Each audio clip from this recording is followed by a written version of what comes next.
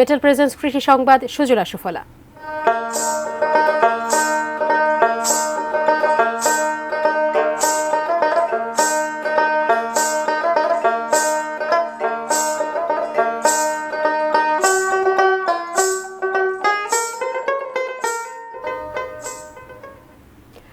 খুলনায় স্বল্প মেয়াদী উচ্চ ফলনশীল রোপা আমনে এবার বাম্পার ফলন হয়েছে। তার উপর নতুন জাতের কারণে এক ফসলের জায়গায় 3 ফসল করতে পারছেন কৃষকরা।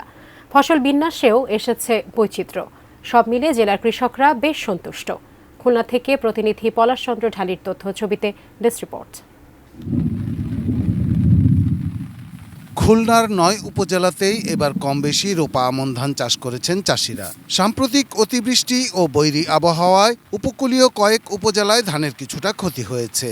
তবে সবশেষে আমনের ফলনে এবার বেশ খুশি কৃষকরা। তার উপর এবার আগেভাগেই গলায় উঠছে ধান। মূল কারণটা জানা গেলেও কৃষকের মুখেই। এবার আবাদ করা উচ্চ ফলনশীল হাইব্রিড জাতের ধানে খরচের দ্বিগুণ বা তার চেয়ে বেশি আয় হবে। অথচ দেশি জাতের ধান করে আগে বছরে এক ফসলের বেশি করতে পারতেন না অনেকেই। ফলনও ছিল বেশ কম। 7 বিঘা জমিতে আমার প্রায় 70-75 হাজার টাকা লাভ হবে। বিঘে প্রতি 6-7 হাজার টাকা করে খরচ দিচ্ছে আমার, চাষ বাদে খালি সার বিষ এগুলাই। আর চাষ তো আমি নিজেই করি, নিজের গাড়ি আছে। 3টে ফসল লাগাতে পারি। এই ধানের পরে ভুট্টা, সূর্যমুখী, শস্য এগুলো লাগাতে পারি। খুব ভালো আছে, ছেলেমেয়ে খুব ভালো আছে, লেখাপড়াও চলছে। এইতে কৃষি অফিস জানিয়েছে তাদের পরামর্শ ও বীজ সহায়তায় জেলার কৃষকরা হাইব্রিড ব্রি ধানের 5টি জাতের আবাদ করেছিলেন। এসব ধান 105 থেকে 110 দিনের মধ্যেই কাটা যায়। অথচ দেশি ধানের সময় লাগে 120 থেকে 150 দিন পর্যন্ত। এখন চাষিরা অনায়াসেই একাধিক রবি শস্য করতে পারবেন।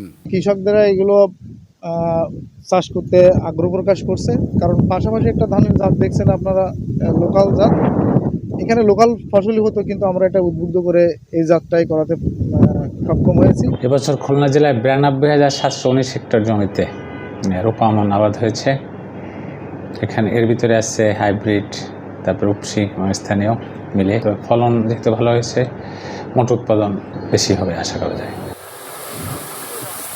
Shahidul Rana, desk report, ATN news.